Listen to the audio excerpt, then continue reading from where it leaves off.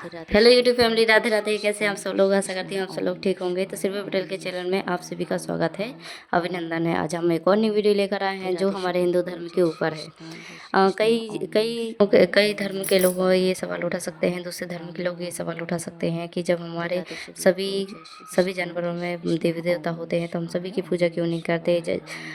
गधे की पूजा क्यों नहीं करते हैं? स्वर की पूजा क्यों नहीं करते? तो इस सवाल का जवाब देने वाले हमारे अनिरुद्धाचार्य महाराज। वीडियो पसंद आए तो प्लीज़ लाइक शेयर सब्सक्राइब कीजिएगा और बेल आइकन को जरूर प्रेस कीजिएगा और वीडियो को पूरा देखिएगा। वीडियो बहुत ही लाभकारी होने वाली है। अगर आपसे कोई ये सवाल कर सकता है, करेगा भविष्य में, कभी भी कोई भी अगर ऐसा सवाल करेगा आपसे तो आपके पास जवाब रहेगा। तो इस सवाल का जवाब बहुत ही ज़्यादा ज़रूरी है हमारे धर्म के लिए। तो प्लीज़ वीडियो के लास्ट तक बने रहिएगा और सवाल का जवाब लेकर जरूर जाइएगा। राधे राधे, जय श्री कृष्ण सभी को। तो चलिए अनिरुद्धाचार्य जी द्वारा वीडियो को शुरू करते हैं और इस सवाल का जवाब पाते हैं। राधे राधे सभी को, जय श्री कृष्ण। कोई विधर्मी आपसे प्रश्न करे कि जब सब में भगवान है तो तुम गधे की पूजा क्यों नहीं करते? भाई गधे में भी तो भगवान है, तो फिर गधे को ले आओ घर में, सुअर को ले आओ घर में और करो उसकी पूजा। ऐसा सवाल कोई मुसलमान आपसे कर सकता है, कोई क्रिश्चियन आपसे कर सकता है। तो जब कोई सवाल करे तो उत्तर क्या देना है, उत्तर क्या होगा, वो जरा ध्यान पूर्वक सुनो। चलिए मैया पूजा करने। राम राम, टाटा।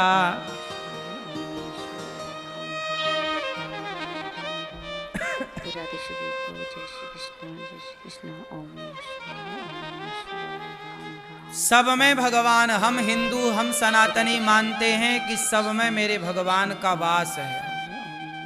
फिर कोई आपसे सवाल कर देगा कि सब में भगवान है तो सुअर की पूजा क्यों नहीं करते, गधे की पूजा क्यों नहीं करते, कुत्ते की पूजा क्यों नहीं करते? करो मैया। अब कोई आपसे सवाल कर दे कि फिर कुत्ते की पूजा करो तो क्यों नहीं करती हो, बताओ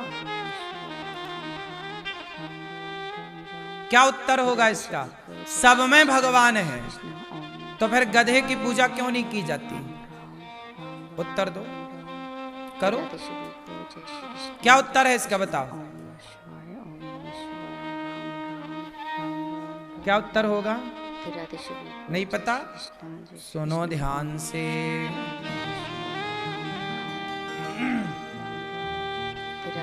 सब में भगवान तो होते हैं, हम सबको भगवान के रूप में देखते हैं। हम गधे का भी तो अनादर नहीं करते ना, हम गधे को भी लाठी थोड़ी मारते हैं, हम कुत्ते को भी तो रोटी डालते हैं आखिरी। सब में भगवान है, इसका मतलब ये है कि सबका आदर करो। सबका क्या करो, बोलो? सबका आदर करो। किसी का दिल, हम गधे का, कुत्ते का, बिल्ली का भी तो दिल नहीं दुखाते। सबका रोटी दे करके सम्मान करते, भैया तुम भी खाओ।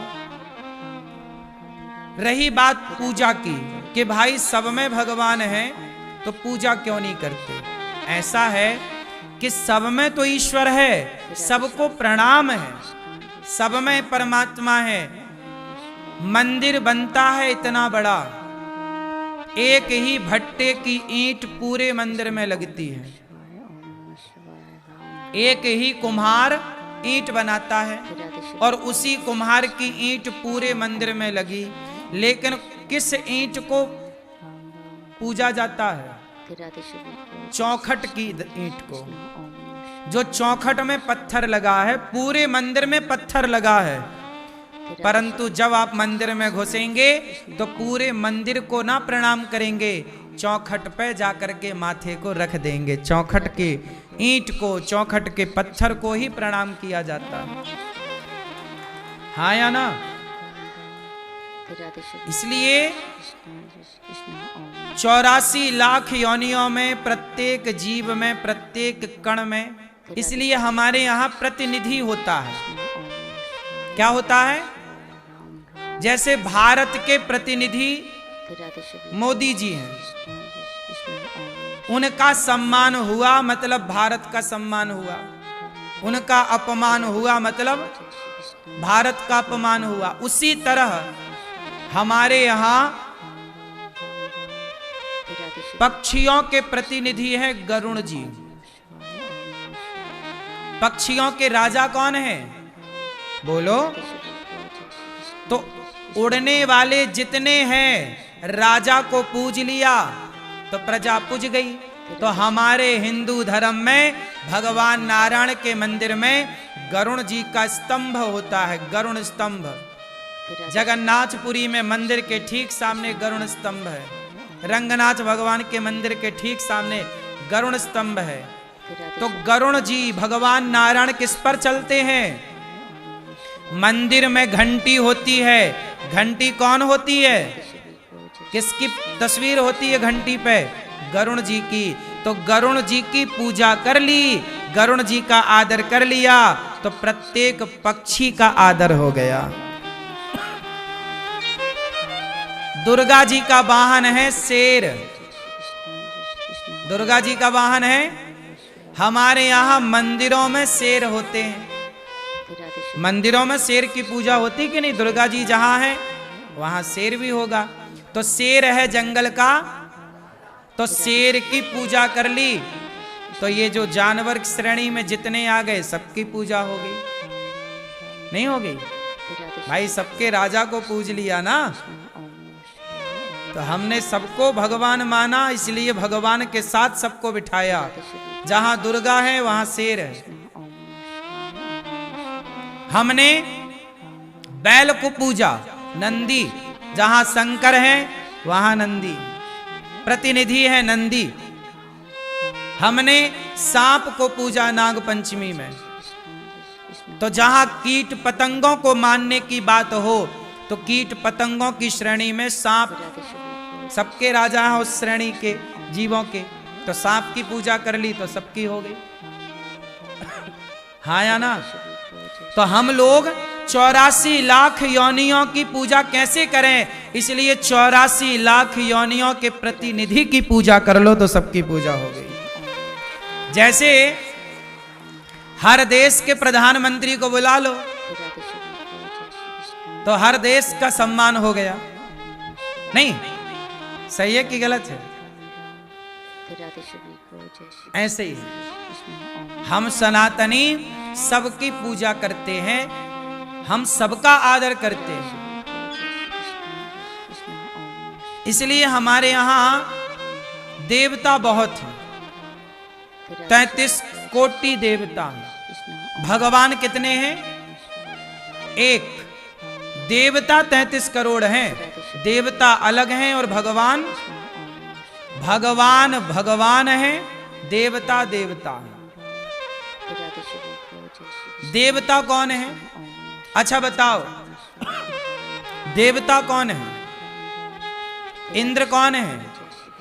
देवता। अग्नि कौन है? जल कौन है? देव। सब देवता की श्रेणी में है। राम कौन है? भगवान। राम देवता श्रेणी में नहीं है। कृष्ण कौन है? नारायण कौन है? शंकर जी कौन है? अच्छा, शंकर जी दोनों श्रेणी में आते हैं, देवाधिदेव महादेव। तो शंकर जी देव श्रेणी में भी हैं, देवाधिदेव और शंकर भगवान। शंकर जी किसका ध्यान करते हैं? शंकर जी किसका ध्यान करते हैं? राम का। शंकर जी किसका ध्यान? राम कौन है? नारायण भगवान। तो शंकर जी जिनका ध्यान करें उन्हीं को भगवान कहते हैं और वह एक है। वह एक है। तो कुल मिलाकर निष्कर्ष ये निकला कि हमने सब में ईश्वर को देखा, व्यवहार, हमने भाव में तो गधे में भगवान देखा, पर व्यवहार में गधे को बिठा के पूजा नहीं की जा सकती। एक होता है भाव, एक होता है व्यवहार। तो जो व्यवहार है वो भाव नहीं बन सकता, और जो भाव है वो व्यवहार नहीं बन सकता। भाव में तो हम सबका आदर करते हैं, नहीं? अच्छा ये बताओ, आपका आपके जेठ के लिए भाव है कि नहीं? जेठानी के लिए भाव है कि नहीं? सास ससुर के लिए भाव है कि नहीं? अतिथि के लिए भाव है कि नहीं? लेकिन भाव है, इसका मतलब ये नहीं कि जो व्यवहार पति के साथ हो रहा है वो व्यवहार औरों के साथ होने लग जाए। क्यों जी? बात समझ में आ रही है आप लोगों की कि नहीं? भाव में और व्यवहार में अंतर है। भाई हमारा भाव है जेठ के प्रति भी, उनका आदर है, सम्मान है, सत्कार है, पर जो व्यवहार पति के साथ करती है पत्नी, क्या वो व्यवहार परिवार के किसी और सदस्य के साथ हो सकता है? बोलो बोलो, नहीं। क्यों? क्योंकि व्यवहार सबके साथ एक सा नहीं हो सकता। हो सकता है? जो व्यवहार आप अपनी पत्नी के साथ करते हैं, क्या वो व्यवहार आप अपनी मां के साथ कर सकते हैं? बिल्कुल नहीं। मां के साथ का व्यवहार अलग होगा, पत्नी के साथ का व्यवहार अलग होगा, और बहन के साथ का व्यवहार अलग होगा। बात सही है कि गलत है? उसी तरह गधे में भाव के रूप में तो भगवान को देखा जा सकता है, पर व्यवहार के रूप में उसे बिठाकर उसकी पूजा नहीं की जा सकती, क्योंकि व्यवहार अलग है, भाव अलग है। तो भाव से प्रणाम कर सकते हैं गधे के भीतर के ईश्वर को, क्योंकि सबके भीतर जो चेतना है, आत्मा है, वह परमात्मा है। तो उसके भीतर के आत्मा रूपी परमात्मा को प्रणाम करना है। बात सही है? किस किस को बात समझ में आ गई? आप लोगों को समझ में नहीं आई? क्या समझ में आया बताओ? भाव होना और व्यवहार होना ये एक ही है कि अलग अलग है? बोलो। गधे के साथ भाव में क्या प्रकट हो सकता है? भगवान भाव के भूखे हैं तो भाव से प्रकट होंगे। गधे के साथ भगवान वाला व्यवहार नहीं हो सकता। गधे के साथ भगवान वाला भाव तो हो सकता है। बात सही है? आप हमारे अतिथि हैं, आपकी पत्नी घर में